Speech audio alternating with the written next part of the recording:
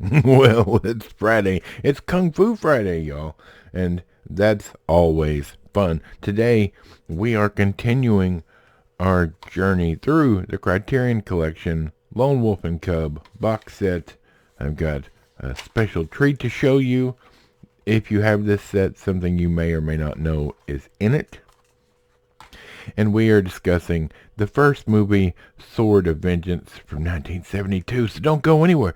You don't want to miss this. It's fantastic. We got lots to talk about before the weekend gets started. So we'll be right back. Don't go anywhere. Previously on the Nerdy Ronin Network.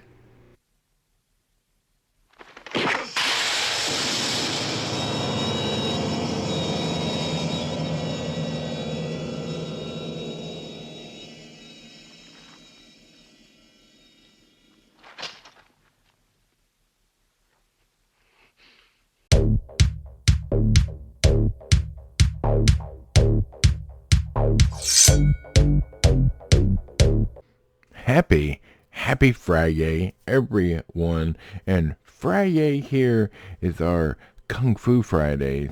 Alright, we love it, and we have started talking about Lone Wolf and Cub box set from Criterion. There is a total of 7 movies in this set, and we watched basically the Americanized version of the first 2 movies last week.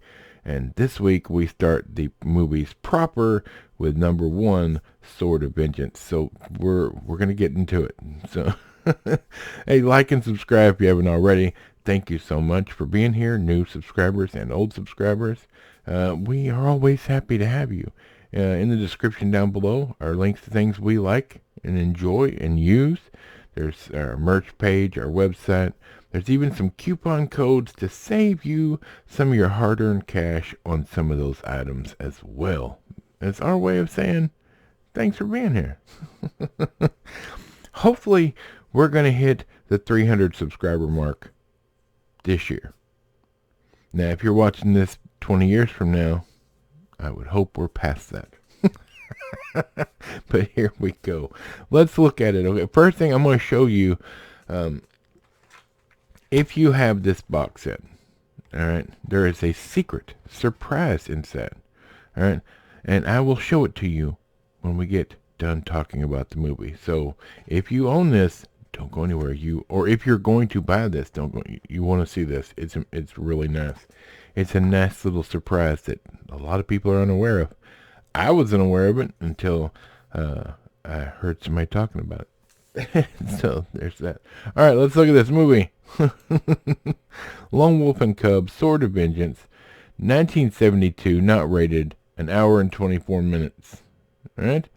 The story of a Ronin, i.e. masterless samurai, imagine, who wanders the countryside of Japan with a small child having various adventures. That is a ridiculous synopsis.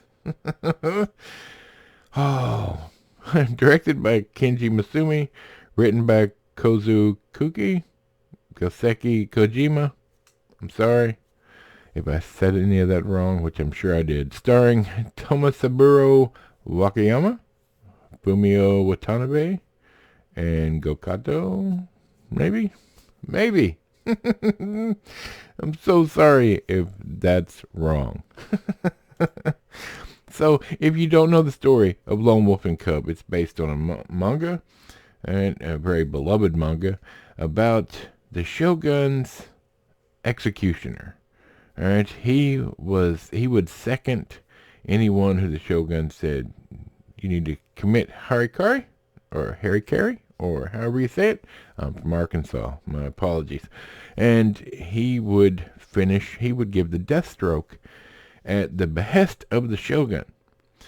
But at some point, the Shogun decides he's bad. He's set up to look like he's against the Shogun. So after almost 30 years of loyal service, now the tables have turned and everyone's after him. But he is a brilliant tactician and swordsman. And so now he and his son wander the earth killing people for money. while also killing any assassins that try to take him out, sent from the Shogun, etc. So it's it's a very unique uh, story because he has a child with him. Because when the Shogun turned on him, when they set him up, they killed his wife. So it's him and his child. And he has a baby cart that he takes with him everywhere. The child is in. And it's full of weapons. It's fantastical and delightful at the same time. However, being from 1972, there's tons of blood. There's blood spray, absurd blood spray, which is always fun. But there's also some nudity, um, some attacks on women by men. All right, if you get my drift. And there's some graphic things in this. And in 1972, that was like, I don't remember 1972 because I wasn't born yet. I was close. I was born in the 70s. But Asian cinema, like there are some things they grappled with that they put in their cinema that we may look at differently. Right? The movie itself is fantastic. It's like the beginning. It's like the introduction to these characters. So it's kind of open-ended. However, there's 5 more movies. And they, like I said, it's based on manga. So it can be open-ended. They can tell these stories without necessarily a specific ending to each one because it's a continuous adventure of this Ronin and his child. I have seen bits and pieces of these movies, but never watched them in full, like sat down, paid attention, so this is new for me. I love samurai movies, and these, so far, my experience with these is they're very fun. I like the Americanized one that came out in 1980. I also enjoyed this movie from 1972, but I see how it could be unenjoyable for some people. Now, obviously, it's foreign in nature, so you're going to read subtitles.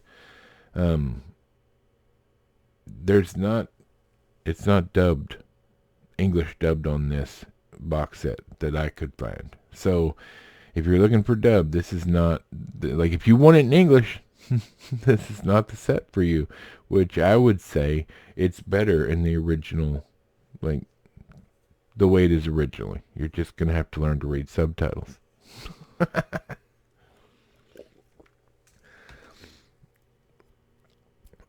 So you'll have to be careful if you watch. Now, if it's edited, like you watch it on TV, on cable, or streaming, and you happen to find it edited for content, then maybe it's watchable if you have kids in the room, but I would say this is not a kid-friendly movie. There's quite a bit of hack and slash, blood, and as I said, some nudity.